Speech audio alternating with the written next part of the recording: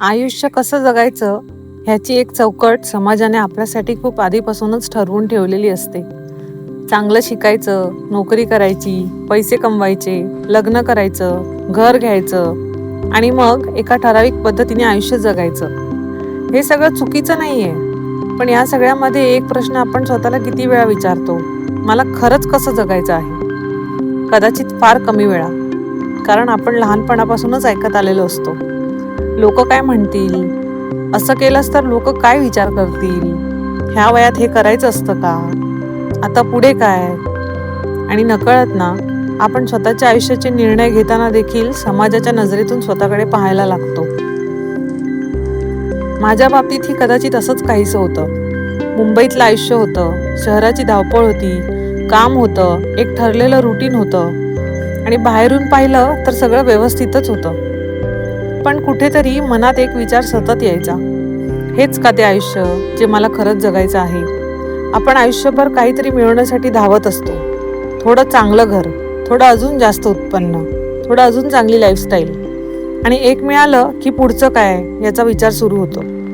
पण या सगळ्या धावपळीत आपल्याला स्वतःसाठी जगायला वेळ मिळतोय का, हा प्रश्न मला कोकणात आल्यावर जास्त जाणवायला लागला. कारण इथे आयुष्य खूप वेगळ्या गतीने चालतं. इथे एखाद्या दुपारी कुठे जायचं नसतं, कसलाही मोठा प्लॅन नसतो, फक्त घराबाहेर पडायचं आणि असंच निवांत चालत राहायचं. आजूबाजूला हिरवळ पाहायची, झाडांकडे पाहायचं, वाऱ्याची झुळूक अनुभवायची आणि अचानक जाणवतं आपण किती दिवस फक्त जगण्यासाठी धावत होतो. पण जगणं म्हणजे हेही असू शकतं. समाजाने आपल्याला यशाची एक व्याख्या दिली आहे. चांगली नोकरी म्हणजे यश, मोठं घर म्हणजे यश, जास्त पैसे म्हणजे यश, व्यस्त असणं म्हणजे आपण खूप काही करत आहोत याचा पुरावा. पण जर एखाद्याला छोट्या घरात, निसर्गाच्या जवळ, कमी धावपळीत आणि आपल्या माणसांसोबत शांतपणे जगण्यात आनंद मिळत असेल तर ते आयुष्य कमी कसं? प्रत्येकाचं यश वेगळं असू शकतं, प्रत्येकाची स्वप्न वेगळी असू शकतात आणि प्रत्येकाला आनंद मिळण्याची जागाही वेगळी असू शकते.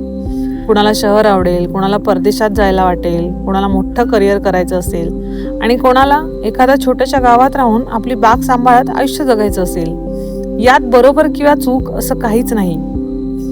महत्त्वाचं एवढंच आहे की ती निवड आपली असावी, फक्त लोकांना दाखवण्यासाठी नाही, फक्त लोकांचं अप्रुव्हल मिळावं म्हणून नाही, आणि फक्त लोक काय म्हणतील या भीतीने तर अजिबातच नाही. कारण शेवटी ना आपलं आयुष्य आपल्यालाच जगायचं असतं.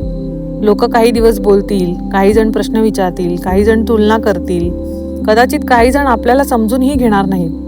पण आपल्या आयुष्याचा प्रत्येक दिवस आपल्यालाच जगायचा असतो.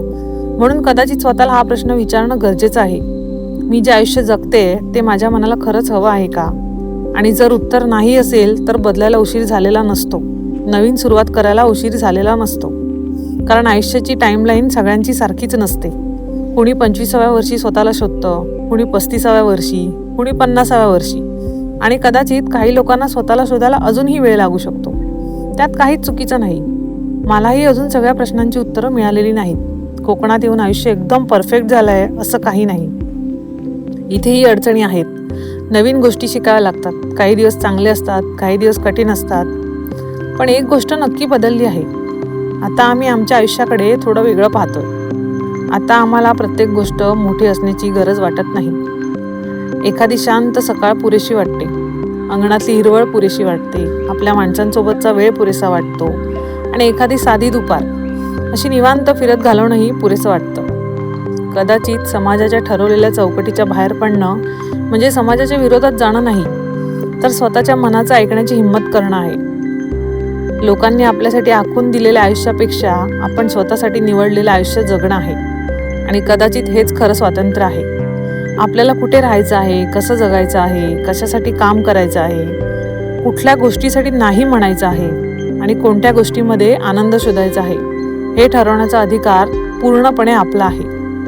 कारण शेवटी आपण दुसऱ्यांच्या अपेक्षा पूर्ण करण्यासाठी जन्माला आलेलो नाही, आपण आपलं आयुष्य जगण्यासाठी आलोय. आणि कदाचित माझ्यासाठी मुंबईहून कोकणात येणं म्हणजे फक्त शहर बदलणं नव्हतं, तो स्वतःला एक प्रश्न विचारण्याचा निर्णय होता. मला खरंच कसं जगायचं आहे? आणि त्या प्रश्नाचं उत्तर अजूनही शोधते. पण आता ते उत्तर शोधताना घाई करायची नाही, तुलना करायची नाही, लोक काय म्हणतील याचा सतत विचार करायचा नाही. फक्त थोडं थांबायचं, आजूबाजूला बघायचं, निसर्ग अनुभवायचा आणि स्वतःला विचारायचं, हे आयुष्य मला खरंच माझं वाटतंय का? आणि उत्तर हो असेल ना, तर कदाचित आपण योग्य दिशेने चाललोय. कारण शेवटी आयुष्य सुंदर दिसणं महत्त्वाचं नाही, ते आपल्याला आतून सुंदर वाटणं महत्त्वाचं आहे. आणि म्हणूनच समाजाच्या ठरवलेल्या चौकटी पलीकडेही एक आयुष्य आहे. थोडं साधं, थोडं निवांत, थोडं वेगळं, पण पूर्णपणे आपलं.